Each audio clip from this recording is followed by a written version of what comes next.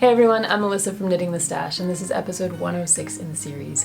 Welcome to the yarn room, and the classroom, and the Flock Farm Yarn Shop warehouse.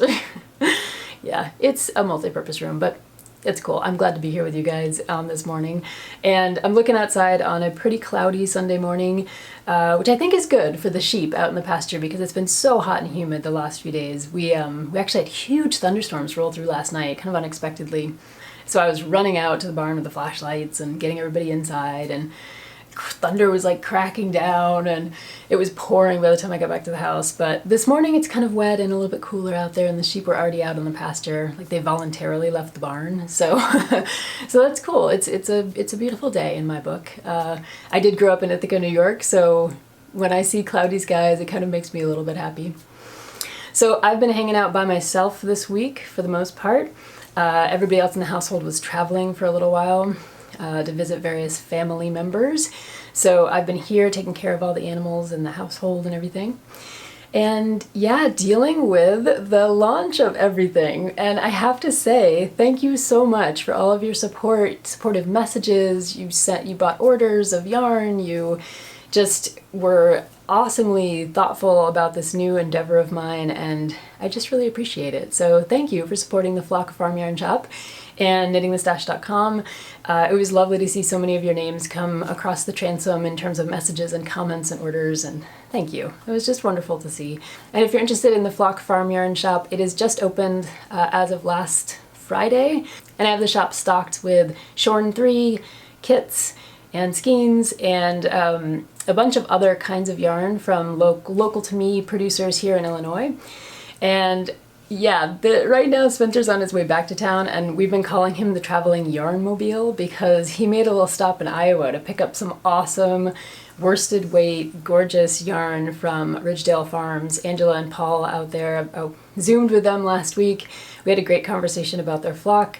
And so Spencer was coming back through Iowa, and he just stopped over and picked up the yarn and apparently some eggs too. So he is the traveling yarn mobile, and that yarn will be in the Flock Farm Yarn Shop hopefully in the next week. If you want to keep up with everything that's happening over there, please just pop over to knittingthestash.com and sign up for the newsletter, and I will always send you guys the news about what's happening in the shop that way. One more Flock Farm Yarn thing for you before we jump into the episode, and that is that I want to put a call out for designers.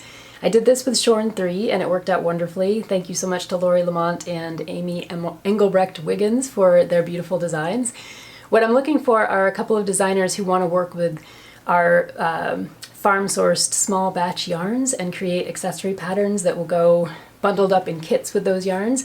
So if you're interested, I'm going to put that call up on knittingthestash.com, and I would really love to hear from you guys. I support all designers of all different levels and abilities. I encourage BIPOC designers to get in touch. So yeah, please check out the call for designers if you're interested, and if you want to work with these farm-based yarns. I'm really looking forward to kind of building this up and working with you guys in these kind of new collaborations.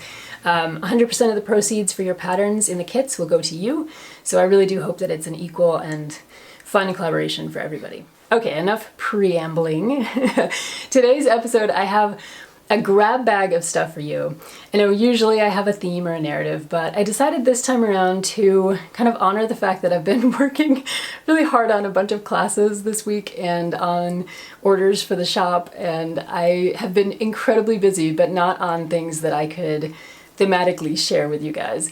And someone actually asked on the last podcast, like, given everything that's going on, will you still be podcasting, I hope? And the answer is yes, absolutely.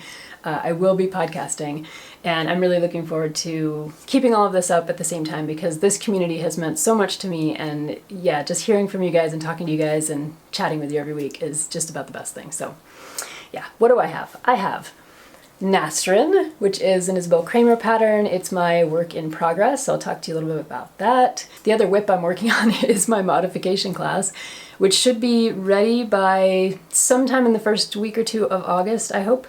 I'll finish filming next week and yeah, get that out to you guys. I know a bunch of you have told me that you're excited about that class, so that's mostly what I've been doing, and that's a lot of swatching and scripting and then filming, so yeah, it's a little crazy. And I have a batch of books for you guys. So books on finishing, knitting details, knitting repair, all those kinds of things. They're like my favorite set of go-to books for the things about knitting that we often don't want to deal with or don't want to think about, but that really make knitting beautiful, like knitted projects beautiful and finished. So we'll talk about those books too.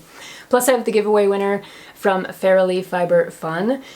Kim donated both a bat and a skein of hand-spun yarn, which is gorgeous, and I have my 2 winners for that giveaway, so we'll get to that. So let's jump right into the whip. This is Nasrin by Isabel Kramer, and you'll probably remember the last sweater I talked about on the podcast was Jakers, also by Isabel Kramer, and I did knit her free hat pattern, Lenny, by Isabel Kramer in the last month I've been on a kind of Isabel Kramer kick. And I've also been using this Rustic Heather Sport yarn from Lichen and Lace. I told you guys I stumbled upon it when I was up in Montreal, and it's just been like love ever since. So this is the second sweater that I'm knitting up in this yarn, and we talked all about it because it's a singles yarn and it's really gorgeous. And I've chosen for my Nasrin to knit the main color in birch and the contrast color in clover. And it was a one-of-a-kind skein that I picked up on one of her sales. But I'll show you the color. I think the 2 of these just go together so incredibly well. It's just a beautiful combination. Now, this pattern by Isabel Kramer, you can do the color work either filled in, as I have, or you can do the outline version of the color work, where you're just working the edges of the color work and then leaving white space or main color space on the inside. Both versions are really gorgeous, I think. For me, I wanted to take full advantage of this particular color that I had, and I absolutely love this clover color, and I think it looks beautiful next to the birch. So I wanted to go with the full filled in color version. So I used my Jakers pullover knit in the same yarn that's roughly a similar gauge to what this pattern calls for. Both of them are fingering weight yarns in both patterns. And I used my Jakers as a massive gauge swatch, basically. And for that pattern, I was getting about 23 stitches for every 4 inches. So I decided to go down a needle size from a US 3 to a US 2. So I believe this is a 2.75 millimeter needle. And my assumption was that I would probably get 24 stitches to the inch with that needle change. And then because the other sweater, Jakers, came out just a little bit bigger than I had anticipated after washing and blocking, I decided to knit the smallest size in the gauge that I was assuming I was going to get. So this is actually working out really well. I tried it on after I finished the yoke and separated for the sleeves, and now I've got it on the model, and you can see that it's there's a little bit of ease, in the main body of the sweater, but it's actually fitting really nicely. And I think, if I had thought a little bit ahead, I might have put a couple of darts in the back just for a little bit of shaping because the bodice is somewhat fitted. But I actually like the way that it's turning out, and I think it's going to be a perfect kind of fit for me. I'm really happy to have had the Jakers sweater as a kind of sample from which to work out all the math and everything for this one. A couple other modifications I made. Instead of doing the increases that she called for in the pattern, I used just make one left and make one right. I just prefer that increase. I think it's invisible and it does a really nice job. You can't actually see any of the increases on the yoke, but yeah, so I think it was a good choice. I think that's why it's a good choice. I also have not changed any needle sizes. So the pattern calls for you to switch needle sizes here, and then a lot of people will go up a needle size for color work, and I generally tend to do that, but I didn't do that with this pattern. And I think I knit the floats loosely enough that it's going to relax pretty well once I wash it and block it. Yeah, so I'm about a ½ inch from the ribbing, which is supposed to happen at the bottom. I haven't decided about the ribbing myself. I'm not a big ribbing fan, as you guys know, and I definitely won't be going down a needle size for the ribbing, but I have to kind of play around with it. Oftentimes I'll put a kind of final hem on a sweater, and then if I don't like it, I know enough now to just rip it out right then and just find something else that's suitable, because I won't wear the sweater if I don't like that band around my hips. So yeah, maybe you guys have a similar feeling about the bottoms of sweaters. I don't know, but that's definitely something that I think about. So yeah, this sweater modifications mostly had to do with using a different yarn and a gauge, and I also did what I did on the last sweater. So I'm alternating skeins, and you can see here the kind of running float that I'm creating as I'm switching back and forth between my two skeins of yarn to make sure that I'm not going to get any kind of weird color pooling with this yarn. Though I have to say the lichen and lace is remarkably even in its dyeing. So I'm not really super worried about it creating any kind of color pooling, but just in case I'm swapping up my my yarns every other row just because it's the thing to do, right? So I've been busy with this, but you can imagine on size 2.75 millimeter needles in fingering weight yarn, it's going pretty slow. And I'm only able to get a couple hours in at night now since I've been doing so much work on the classes. Yeah, so my other whip is the modification class, which is finally going to happen. Right now I think I have about somewhere between 2 and 3 hours of content for that class. I've been trying to break things down so that you know, my first impulse was to create the modification class, and then I was like, oh wait, it's actually 3 or 4 classes. So I split it up, and now I'm creating the beginning modification class, and it's starting to feel a little bit like a lot of class. So we'll see how I edit that down. It should be fun, but it's taking me, yeah, quite a long time of sitting there and kind of working on it most days. You know, working on the script and then figuring out the B-roll and making the swatches, and yeah, it's a process, but it's really fun, and I hope that you guys will like the class once it comes out. So I'll keep you posted on when that class is going to come out. I believe it'll be in the first couple of weeks of August, and I think I'll set it up so that, you know, the first lesson will drop one week, and then the next week the next lesson will drop, so that I can keep up with you guys if you have comments and questions in that Teachable platform. And yeah, so I'm really excited about that. That's my other work in progress, and it is definitely both of them are going slowly but surely along. And I would love to hear what kinds of classes you guys would like to see. I know you're interested in the modification classes, all of them, but if there are other kinds of classes that you'd like to see over on Teachable, please let me know. I'm planning a variety of classes, both in terms of format, in terms of cost, and in terms of content. So some might be project-based or pattern-based. I have a whole series of modification classes. I have a sweater cloning class that I'm looking forward to getting together for you guys.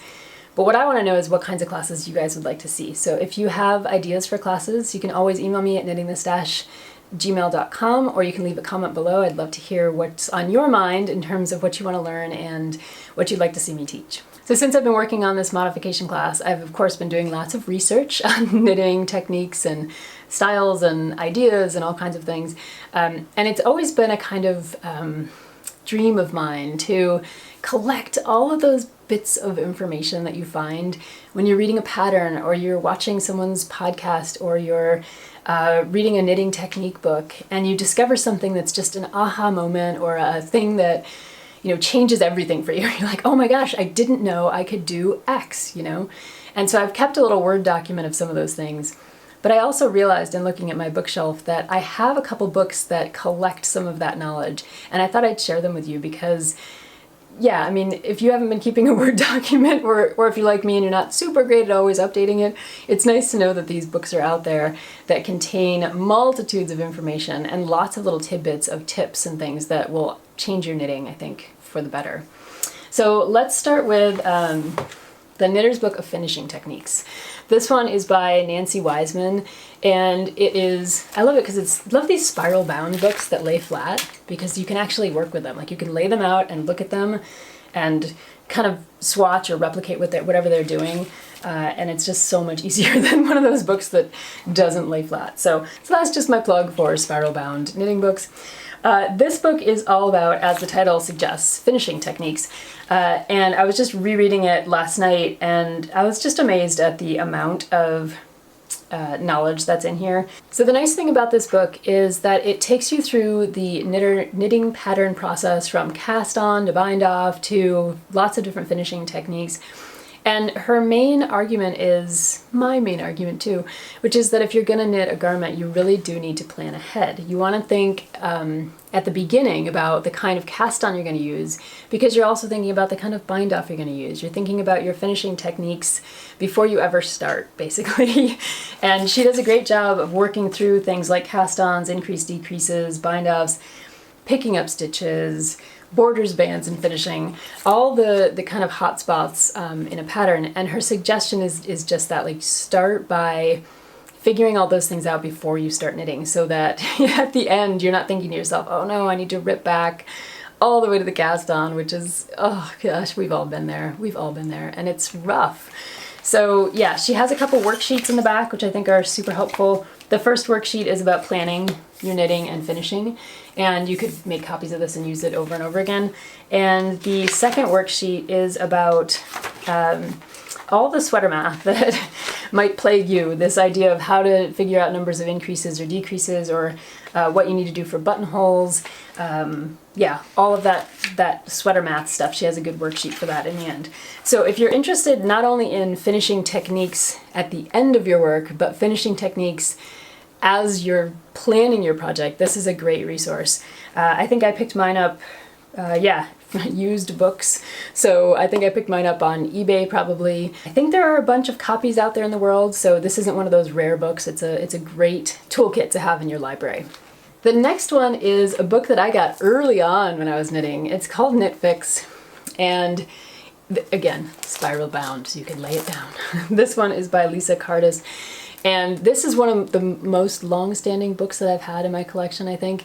When I first started knitting, this was one of the best books because I was always panicking. I was like, oh no, I've dropped a stitch. What does it mean? What do these terms mean? How do I do this thing? What is unknitting? You know, like how do I, and how do I fix the things that I can't even identify as being wrong? So it's not only about fixing your knits, it's about identifying the problems as you go along and troubleshooting when you're there, so that maybe you're not having to completely rip back an entire sweater or accessory or something like that. So she does go through some foundational knitting knowledge. She has an entire chapter on troubleshooting, but then chapter 5 is on solving problems before they grow.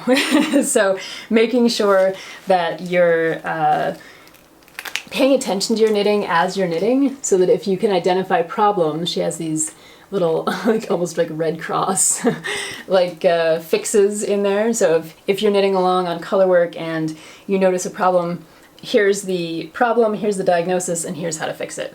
So she goes through all of those kinds of things. But I do think that, like the Wiseman book, she's very interested in setting you up for success so that you don't have to fix your knits. I found this to be an invaluable resource for many years until I felt better as an experienced knitter, and I just wanted to pass it on to any of you who are starting out. It's a great book. It will help you diagnose some of the problems, and not only diagnose them, but fix them. So yeah, highly recommend this one. This next one was recommended to me by someone, and I really wish I could remember who it was. It was probably one of you guys. So if you were the one who recommended this, thank you, and please let me know in the comments.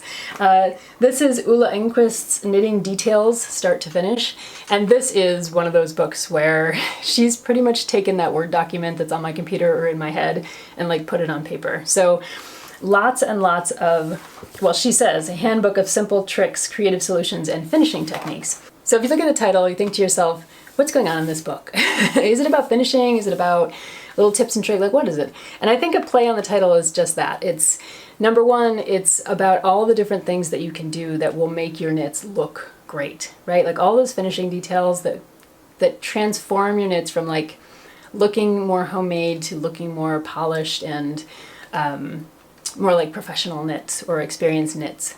But it's also a book that takes you through a lot of her advice. And I'm going to go ahead and call her an opinionated knitter. This is a little bit of a play on the Elizabeth Zimmerman's book, but she definitely has ideas about how things should be done. So you do need to be ready to put up with that or resist that or roll with it whenever you're reading this book. But I think it's worth it because her details and her ideas about knitting are pretty spectacular. And she includes tons and tons of really detailed photographs of various knitting swatches. I'm trying to get this out of the light. So lots of different examples in here. Some of the most impressive though to me are when she gets to looking at the edges of garments or looking at necklines and things. So here we go. I mean, obviously, she is a master knitter. There is not a stitch out of place here. I mean, I think any knitter could learn a lot from what she's doing in here, creating these edges, creating this absolutely fabulous finished work. And to do so, she just gives you tons of tips and techniques about how to fix tension, where to do your increases and decreases, how to do, fully fashioned finishing. I'm just really impressed also with her ability to explain things like the different necklines, neckline shaping and ribbing, and offering different examples of what happens when you use different kinds of techniques. She often uses this white marker thread, which I think is a little bit of an old-fashioned technique to keep track of where you are in your knitting and where you've made different moves. But I think it's really helpful in a book like this because you can actually see what she's doing and what she's talking about. So in that photo I was just showing you, for example, she has this marker thread in there to show you the differences between the different techniques. So really helpful. Love this one. This is Ulla Enquist's Knitting Details, and I would highly recommend it. It's a fairly new book, I think. Came out in 2016, 2015. So if you haven't had a chance to check this one out, I would recommend it. I think a lot of libraries will have it by this point, and it's a super great, helpful read. So highly recommend that one. And the last one I think is going to be a little harder to find. I try to include books on here that you're going to be likely to find at an independent bookstore, or your library, or at some big box online store, or a used online store. But some of them are just gems, and I have to share them. This one's called Flawless Knit Repair by Rita Crockett, and it's just a little pamphlet. I'm not even sure where I think I got this at an estate sale, and I'm not even sure where you would even purchase it, but you might be able to look it up on eBay. Rita Crockett is in Texas, and this came out in 1998, if that's any help to you. So the thing about this book is, or pamphlet, or whatever we want to call it, is that she has these incredibly detailed illustrations of how knitting stitches look and how they function and how to fix them once they've gone awry. So while the Knit Fix problem solving book will help kind of walk you through and diagnose the issues that you're having as a knitter, this book would help you actually dig into your knitting and completely fix what's going on there with some pretty impressive techniques. I recently had a wonderful correspondence with Sandy Serrett of Knit Alteration and Design, and her website is knitalteration.com, and she called herself a re-knitter, and I had really I was like, so you do mending and darning? And she was like, no, re-knitting is a totally different thing, and you should totally look this up on YouTube because I was fascinated. I could not believe what I was seeing in terms of this re-knitting process. I mean, magnification glasses and tiny needles and this amazing, basically this amazing kind of knit repair where you're going in and actually re-knitting these fine gauge sweaters. So check out her website. She's actually not taking any new commissions until next summer. She's so busy, but you can find out a lot about re-knitting from her website and from YouTube, and I found it absolutely fascinating.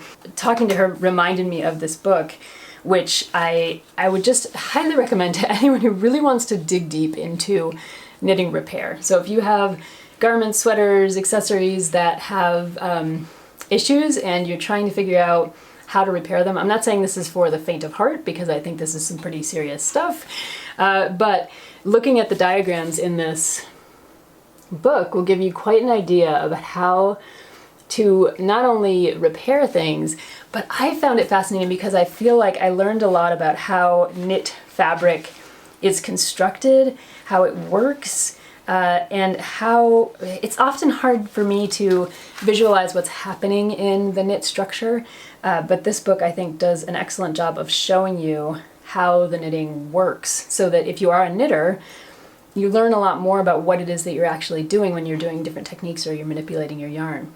I felt very similarly when I started spinning. I learned so much more about yarn construction that I then carry with me whenever I'm choosing yarn for a project or thinking about the properties of yarn and what they're going to do if I'm knitting a certain kind of sweater or another kind of sweater with them. So yeah, if you can find a copy, I would highly recommend Flawless Knit Repair by Rita Crockett. And I'm thankful for Sandy's messages that sent me back to my bookshelf looking for that particular book because It's a fascinating topic. So those are my recommendations for you guys for today. If you're thinking about finishing work, fixing your knitting, the details of your knitting, or how knit fabric actually works, these are all fascinating reads, and they have so many little gems in them that if you're a beginning knitter, you'll pick up on, a few different things, and then as you read them and reread them over the years, I think you'll pick up on even more and more techniques. So last but certainly not least, I have the giveaway winners for the Fairily Fiber Fun giveaway from Kim Boys. And Kim generously donated a beautiful skein of hand-spun yarn. This is Gulf Coast Native, and we talked about Gulf Coast Native sheep and the breed on the last episode, and I showed you the beautiful hat that I knit out of her other skein of handspun that she sent along. She also sent along this gorgeous little earth tone bat, and I just love her little logo here. It's so pretty. Look at this little guy. So it's a beautiful bat in these gorgeous colorways, and I hope you'll go and check out her shop, fairylyfiberfun.com. The winners of the 2 prizes are Heather Page Fiber Freak on YouTube and Julianne Williams also on YouTube. So I've messaged both of you guys, and if you want to send me an email with your address information, I can pop these prizes in the post to you. So congratulations, and thank you so much, Kim, for sending along your beautiful handspun and giving us a chance to talk about Gulf Coast Native sheep. So with that, I think I'll sign off for the day. If you want to check out the shop, it's flockfarmyarn.com or knittingthestash.com. Both of those will get you there. Instagram has a Flock Farm Yarn channel now, or whatever you call it, handle, so you can follow us there. And once Spencer's traveling yarnmobile gets back, I can't wait to show you some of the beautiful Ridgedale worsted farm yarn that's coming your way. So yeah, lots of things on the horizon, and I look forward to seeing you guys in a couple of weeks. So take good care. Bye-bye.